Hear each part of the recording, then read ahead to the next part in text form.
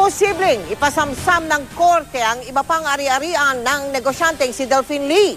Kailangan kasing mabawi ng pag-ibig ang aabot sa 7 bilyong pisong nalugi rito dahil sa housing scam umano ng kumpanyang Globe Asiatic. Nakatutok si Lia Manyalak del Castillo.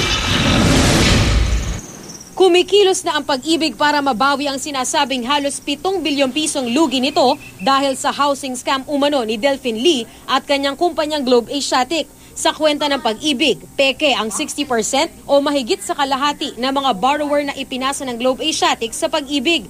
Tinitipo na raw ng pag-ibig ang mga titulo ng mga property na nakapangalan sa peking borrowers. Now we are in the process of consolidating the titles into our name kasi kailangan pong ilipat muna sa pangalan ng Pag-ibig Fund so that we can dispose of those properties. Pero paano kung hindi sapat ang mga ari-ariang iyon para mabawi ng buo ang halagang nalugi?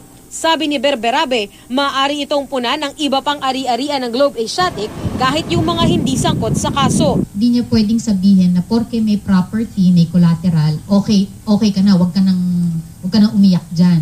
Sapagkat kakapusin ho talaga kung collateral ang hahabulin mo. Dati nang itinanggi ni Lee na may bogus buyers sila.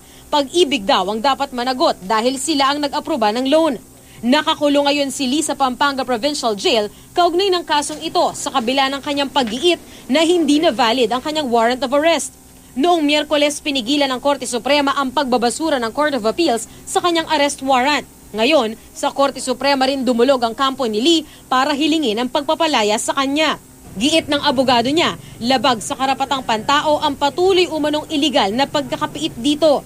Hiling nila, ibasura ng SC ang kasong syndicated estafa laban kay Lee tulad ng naunang ipinag-utos ng Court of Appeals Special 15th Division. Ipatupad ang pagbabasura sa arrest warrant laban sa kanya at bawiin na rin ang hold departure order laban dito. Once and for all, dapat ma-decide na ng Supreme Court yung issue na yon.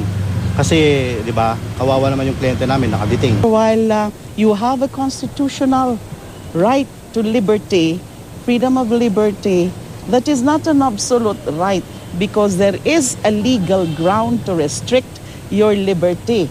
And that is a criminal case and a warrant of arrest issued in that criminal case. Lia Manyalak del Castillo, Nakatuto, 24 Oras.